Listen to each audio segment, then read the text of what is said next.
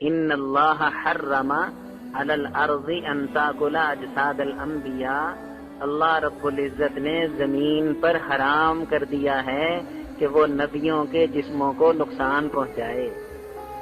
زمین کے اوپر یہ بات حرام ہو چکی ہے کہ وہ نبیوں کے جسموں کو کھائے، نبیوں کے جسموں کو نقصان پہنچائے۔ اور ایک حدیث میں ہے ان للہ ملائکۃ سیاحین، اللہ رب العزت کے بے شمار فرشتے ساری دنیا میں پھرتے رہتے ہیں، تلاش کرتے رہتے ہیں کہ مجھ پر درود و سلام کون پڑھ رہا ہے،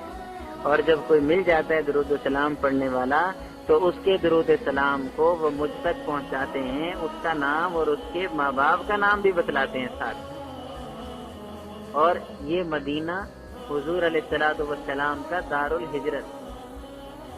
مکہ مسلمانوں کی اجتماع گاہ، جہاں پر ہر سال میں مسلمان جمع ہوتے ہیں، اور عالم اسلام کا ایک تیسرا شہر جو مسلمانوں کا تیسرا مرکز اور مسلمانوں کا تیسرا عظیم ادارہ سمجھا جاتا ہے، وہ تھا کوفہ۔ اور جو میں آگے باتیں بتلانے لگا ہوں یہ باتیں یاد رکھنے والی۔ مکہ کو آباد،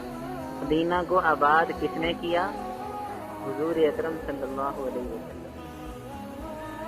اب کوفہ کو آباد کرنے والے حضرت سیدنا امیر المومنین خلیفہ ثانی عمر بن خطاب رضی اللہ تعالی۔ جب مسلمانوں نے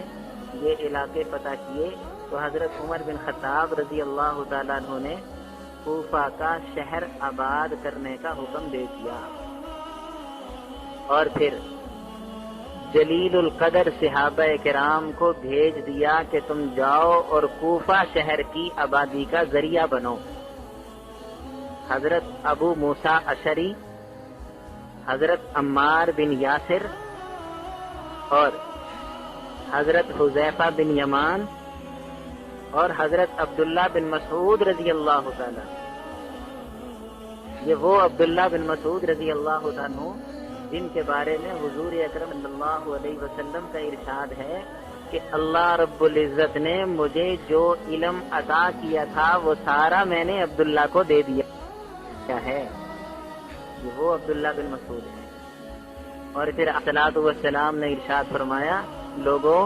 عبداللہ جس بات کو پسند کریں میری اور میرے رب کی رضا بھی اسی میں ہے، اور عبداللہ جس بات سے منع کریں اس سے منع ہو جایا کرو کہ میری اور میرے رب کی ناراضگی بھی اسی میں ہوگی۔ حضرت عبداللہ بن مسعود رضی اللہ تعالیٰ،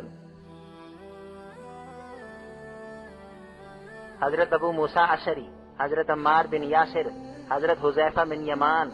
جن کو رازدان رسول کہتے ہیں، حضور علیہ الصلوۃ والسلام کے بڑے رازدان تھے۔ صحابہ کرام کو ان باتوں کا علم نہیں ہوتا تھا جو حضرت حذیفہ بن یمان کو علم ہوتا تھا۔ آپ علیہ الصلوۃ والسلام کے رازدان، اور حضرت سعد بن ابی وقاص رضی اللہ تعالیٰ عنہ، یہ وہ صحابی جن کو دنیا میں جنت کی بشارت مل گئی۔ حضرت عمر بن خطاب رضی اللہ تعالیٰ عنہ نے ان 5 صحابہ کرام کو کوفہ آباد کرنے کے لیے بھیجا کہ تم جا کے کوفہ شہر آباد کرو، پہلے وہاں آبادی تھی۔ یہ صحابہ کرام بھی آ گئے۔ اب آپ بتلائیں کہ جہاں پر صحابہ کرام اتنے جلیل القدر آپ آ کر رہنا شروع ہو جائیں، اس شہر کے اندر علمی محنت کا آغاز ہو چکا ہوگا یا نہیں؟ صحابہ کرام نے آتے ہی کوفہ شہر کے اندر علمی محنت کا آغاز کر دیا۔ اور پھر حضرت امام مسروق رحمہ اللہ فرماتے ہیں کہ اللہ رب العزت نے حضور علیہ الصلوۃ والسلام کو جتنا علم عطا کیا تھا وہ علم سارا کا سارا 1,24,000 صحابہ میں تقسیم ہو گیا، اور پھر ان صحابہ سارے کے سارے صحابہ کا علم سمٹ کر 6 صحابیوں کے اندر آ گیا، سمٹ کر 6 صحابہ اس سارے علم کو جاننے والے ہیں، اور ان 6 صحابہ کا علم حضرت عبداللہ بن مسعود اور حضرت علی المرتضیٰ رضی اللہ تعالیٰ عنہ کے اندر سمٹ گیا، سما گیا، یعنی تمام صحابہ کرام کا علم حضرت عبداللہ بن مسعود اور حضرت علی المرتضیٰ رضی اللہ تعالیٰ عنہ کے پاس ہے۔ اور یہ صحابہ کرام کوفہ شہر میں آ کر انہوں نے علمی درسگاہیں قائم کر لیں اور آ کر علم پڑھانا شروع کر دیا۔ قرآن، تفسیر، حدیث اور فقہ، یہ علوم، ان علوم سے لوگوں کو نوازنا شروع کر دیا، درسگاہیں بن گئیں۔ حضرت عمر بن خطاب رضی اللہ تعالیٰ عنہ کے زمانے میں جب باقی صحابہ کرام نے دیکھا نا کہ صحابہ جلیل القدر کوفہ کے اندر چلے گئے، صحابہ کا علم سمٹ کر کوفہ چلا گیا، تو باقی صحابہ کرام نے بھی ہجرت کر کے کوفہ آنا شروع کر دیا۔ اور تاریخ میں آتا ہے کہ 1450 صحابہ کرام مکہ اور مدینہ چھوڑ کر کوفہ میں آ گئے۔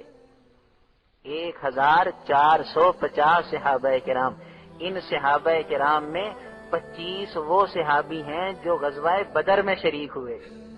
غزوہ بدر کے صحابی، بدری صحابی 25 وہ ہیں۔ آپ اندازہ کریں، قدیم الاسلام صحابی، قدیم الاسلام سمجھ گئے نا، جدید الاسلام، قدیم الاسلام، قدیم الاسلام وہ صحابی جو شروع میں ہی مسلمان ہو گئے اور پھر ساری زندگی حضور علیہ الصلوۃ والسلام کے ساتھ رہے۔ اور جدید الاسلام کون سے صحابہ؟ جو آخر زمانے میں مسلمان ہوئے، جو آخر زمانے میں مسلمان ہوئے۔ اور جو قدیم الاسلام صحابہ ہیں، ہر اعتبار سے وہ زیادہ افضل کہ نبی علیہ الصلوۃ والسلام کی صحبت زیادہ پائی، آپ کی زیارت زیادہ کی، آپ کی محفل زیادہ اٹھائی، آپ کی خدمت زیادہ کی، آپ کے کلمات زیادہ سنے، آپ کی توجہ کا مرکز زیادہ بنے، اس لیے ہر اعتبار سے وہ افضل۔ اللہ رب العزت بھی ان کو افضل فرماتے ہیں، فرمایا والسابقون الاولون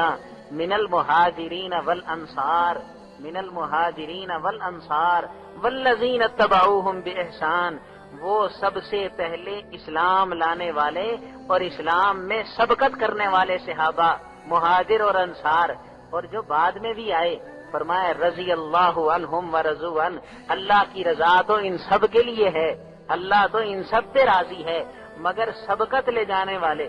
اللہ رب العزت سابقون کا لفظ استعمال فرماتے ہیں کہ وہ آگے بڑھنے والے، سبقت لے جانے والے، اسلام میں پہل کرنے والے، ان کی عظمت، ان کی فضیلت برقرار ہے۔ تو صحابہ کرام کوفہ آنا شروع ہو گئے، ان میں 25 وہ صحابہ ہیں جو بدر میں شریک ہوئے، یعنی وہ شروع زمانے کے مسلمان ہیں، اور 1450 صحابہ کرام کوفہ میں آئے، اور کوفہ میں آ کر انہوں نے علمی خدمات کو سر انجام دینا شروع کر دیا، لوگوں کی علمی پیاس بجھانا شروع کر دی۔ حضرت عمر بن خطاب رضی اللہ تعالیٰ عنہ کا زمانہ گزر گیا، اس کے بعد حضرت عثمان بن عفان رضی اللہ تعالیٰ عنہ کا زمانہ آیا، یہ علمی پیاس بڑھتی رہی لوگوں کی، صحابہ اس علمی پیاس کو بجھاتے رہے کوفہ کے اندر آ کے،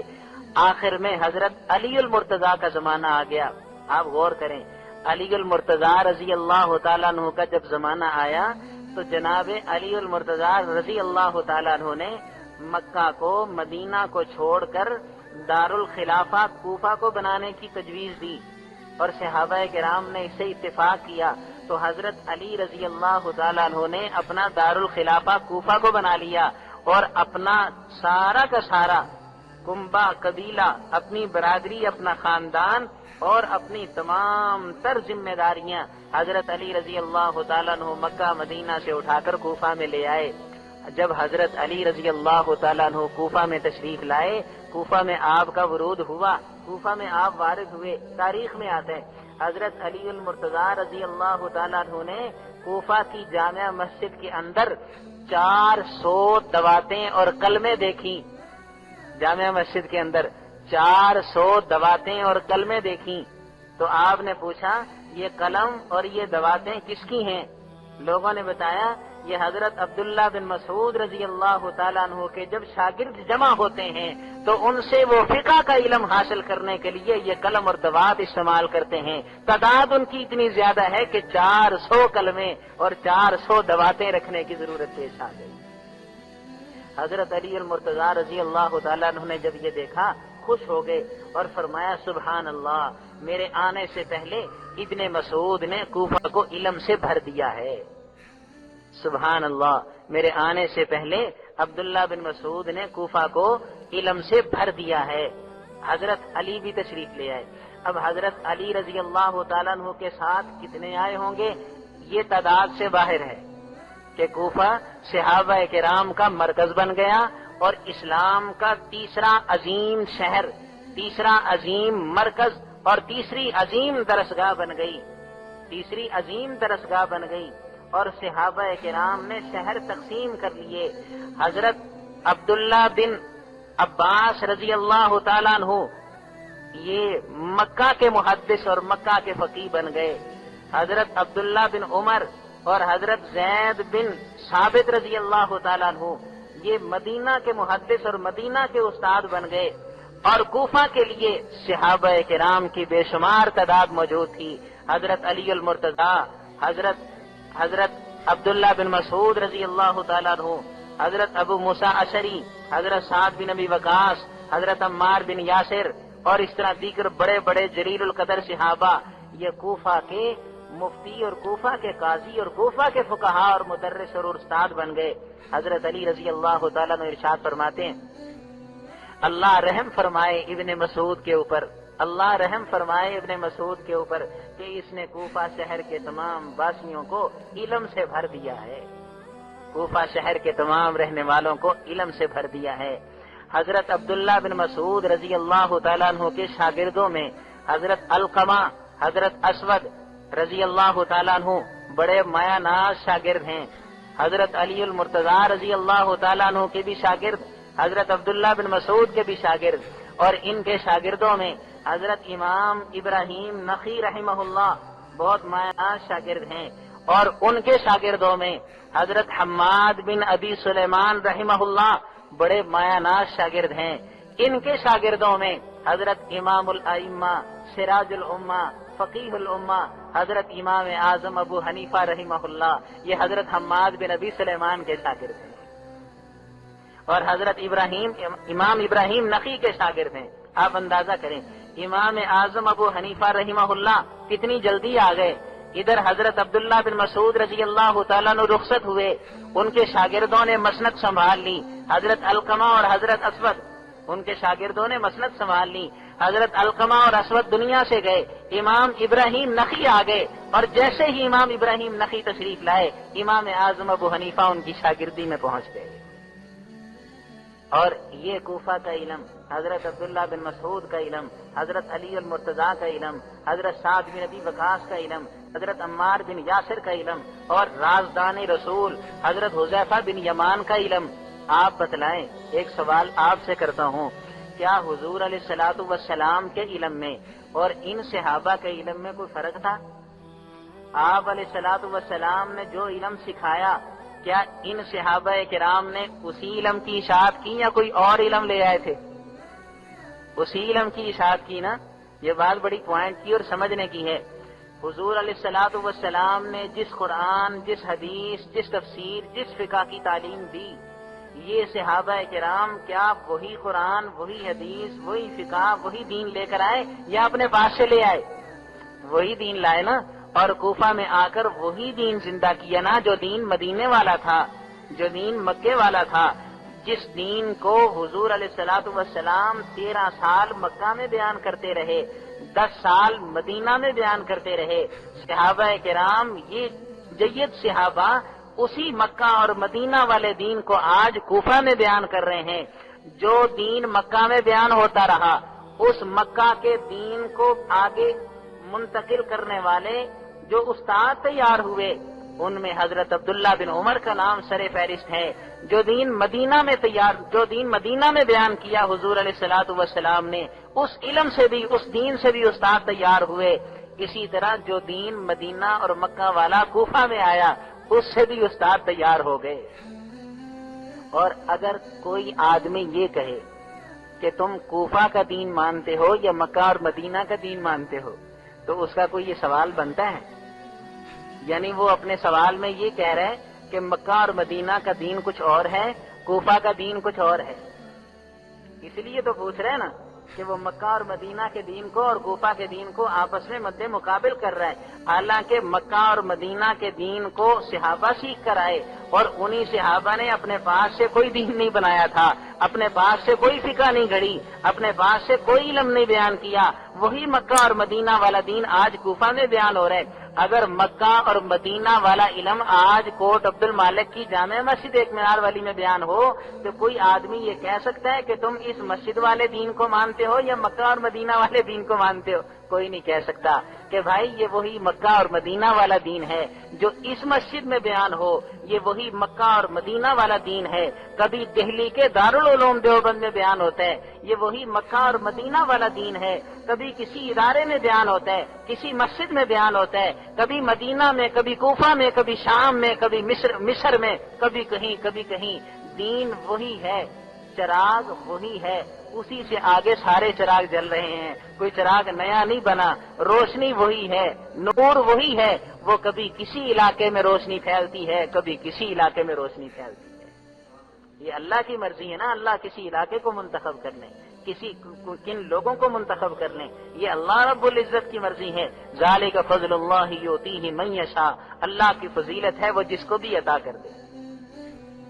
تو یہ سوال نامناسب ہے کہ تم کوفہ والا دین مانتے ہو یا مکہ مدینہ والا دین مانتے ہو، اس لیے کہ کوفہ کا دین مکہ مدینہ کا ہی دین تھا، وہ کوئی اجنبی نہیں تھا، اسی لیے کہ صحابہ کرام وہ دین لے کر آئے تھے۔